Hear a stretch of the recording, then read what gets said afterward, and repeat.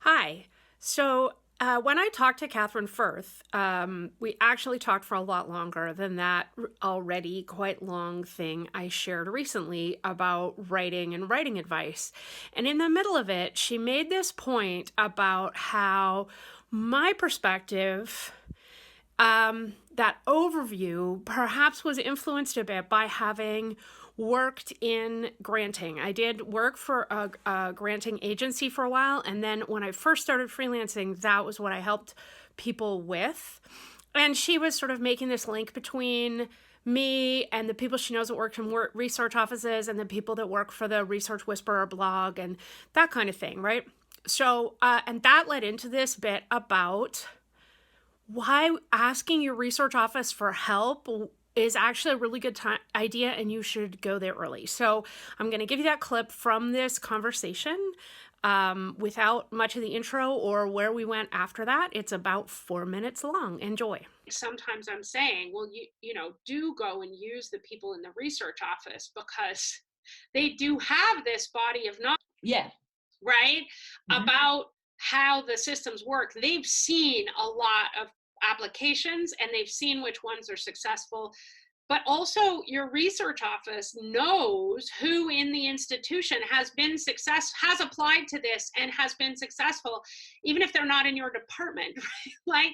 And they can connect you. Like they can ask those people, can this person see a copy of your successful application? Like they can, or you know what I mean? And yeah. they can say, they can organize, like in bigger institutions where there is a lot of experience of funding, a lot of those research offices organize a kind of internal peer review thing, right? Where it's like, if you get us your draft by this time, we will send it to people in our institution who are similar to the kinds of people that would sit on the panel that will make the decision.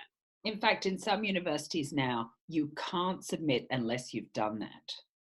Exactly. Especially in countries where the funding agency requires them to limit the number of applications. Mm-hmm. But even in where it isn't a requirement, a lot of universities will organize that if you get your thing in early enough. Yeah.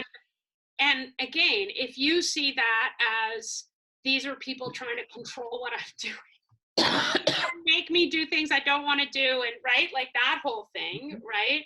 Then you're going to be resistant to that and angry about everything else. But if you see it as, this is a way for me to get expert advice from people, right? And that the people in the research office, know a lot about how the organization works, but also they are able to act as a broker to get peers, people like me, people like the people on the right, to give me comments that will improve my work. Right? Yeah. And I think there is a fear and in that whole conversation about neoliberalism and managerialism and blah, blah, blah, what ends up happening is academics sometimes see the people in the research office not as brokers for that kind of peer-to-peer interaction or as experts on a specific set of administrative processes, but see them as kind of, they're there to make sure I do the thing the people higher up in the institution want me to do. Basically, the research office become cops.